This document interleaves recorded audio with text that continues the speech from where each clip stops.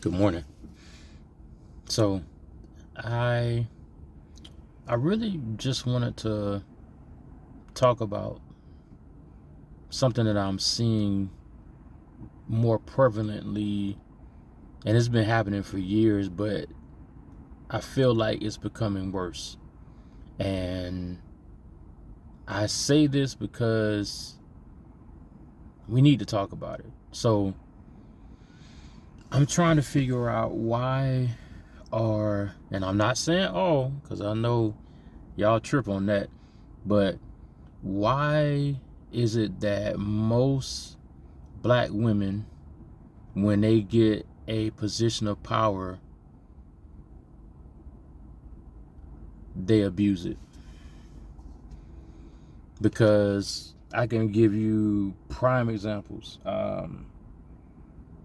I just watched a video on YouTube. This young lady that I love to watch, her name is River, and she was doing she was basically doing she was in giving her own perspective on the video. And basically there's a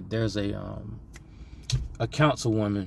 I want to say she's in Georgia, but through proper research, through detailed investigations, it's been found that she abused her position. I mean, like paying boyfriend 6 figures, using company funds to go on trips. And I'm not talking about trips that deal with government. I'm talking about like vacations. She was doing a lot of stuff so inappropriately with the money and using the funds incorrectly. And to show the blatant disrespect for the position, and to show how she really, I don't even know how she got that position, but the most recent clip showed a town hall meeting where members of the community can come and express their opinions. And this gentleman expressed his opinion, and he expressed his disdain for her misuse of the position. And yeah, granted, I don't approve of a man calling a woman outside of her name. I don't approve of a man calling a woman the B word. But everything else that he said was on point. That's the only thing I disagree with. I don't feel that no matter how angry someone makes you, you should never call them outside their name. There's a lot. The English language is amazing. Like, from what I've been told, English is the hardest language to learn, even though I would think maybe Japanese, Chinese, one of those. But they say because there's, I don't know, maybe it's because of the slang, maybe things of that nature. Maybe so many words sound like one, but they mean something totally different. But I've heard that the English language is so diverse, it's one of the hardest ones to learn. But I say that to say, you can have such a broad vocabulary, but you choose to use that word. And that's how I feel that you're like misusing your ability. So anyway, but the crazy part was at that point, and I get it, he did call her that, and that was inappropriate. But just because someone is inappropriate to you, you don't have to come back and be just as inappropriate or worse. Because what ended up happening, that councilwoman's boyfriend got into a physical altercation with that guy.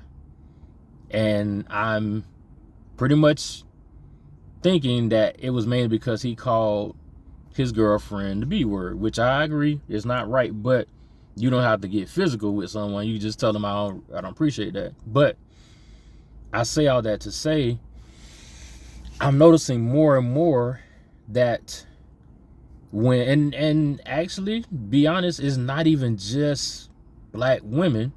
I've noticed that women of other races, when they get in a position of power, sometimes it goes to their head. And I don't get it, because you work so hard, you fought through so many trials, and you know that when it comes to black men and women, we have to work twice as hard just to get those higher positions. But then when you get there, it's like this switch goes off and you become this person that nobody can question you, nobody can correct you, you can't even hold your own self accountable. And even in my life, and I don't talk about stuff that I don't know about. Even when I was married, when I met my wife, my ex-wife, before we even got together, so we knew each other in high school. We were friends in high school, but when we got back together, she had a master's degree, and at the time I had my bachelor's. And during our marriage, she pursued her PhD. I didn't think it was necessary, but you know, she was always the type that wanted to. She had this mindset that she was going to prove to everybody that she was better than her past. And a lot of times we do so much, we almost kill ourselves just to prove to people from our past that we're not what we used to be, but you still letting those people hold you down. Because if you really didn't care what they thought, you wouldn't do so much to prove that you're not what you used to be. But that's a whole nother topic. But I say all that to say, when she got her PhD, when she then she also joined the sorority as well. And I saw such a change in her attitude. I mean, she was already vain, but then came the arrogance. Then came the I'm better than all of y'all. Then came the better put some respect on my name. You better put that doctor before my name. And it was like, so all the sacrifice, all the hard work, all the humbleness before, but now arrogance is all that we would get. So I want this to be more than just me talking, but I would really like to hear what you guys feel. How do you feel about it? Because I'm seeing more and more and more, and I'm not saying all women. Nah, no. I know women that have reached the pinnacle of success and they continue to put God first and they stay humble, but I'm just seeing a lot more often that when other women, and really that right there, I just said what one of the key factors is. A lot of these women that reach that pinnacle of success, they were on board with God going up the ladder, but once they got there, they forget who got them there. So I really would like to expound on this. I really would like to have a conversation about it. So if you feel the need, if you feel you would like to talk about it, if you feel that you would like to express your opinion, I would definitely appreciate it. Just like the video, comment, subscribe. I'm not really after followers, because one thing I learned about social media, I had a Instagram page that I worked really hard over the years to get to about, I got up to like 1,000 followers. I know that's not much to most, but for me, being a quiet, nerdy guy that wasn't really popular in high school, I felt it was a good accomplishment. But the thing I say that to say is, I got to that pinnacle and I was happy, but I noticed that Instagram all of a sudden would fight me every tooth and nail from that point on. And it's like every couple of months, somehow, some way, I did something that messed up the algorithm, was not according to Instagram standards, but all of my posts were nothing new, nothing vulgar, nothing violent. Majority of my posts were just me speaking about Christ or posting t-shirts that promoted my business. But once again, Yeah, I actually got my page back, I want to say in October of last year. I had it for a couple months, and all of a sudden, again, boom, my account is suspended. And they don't tell you why.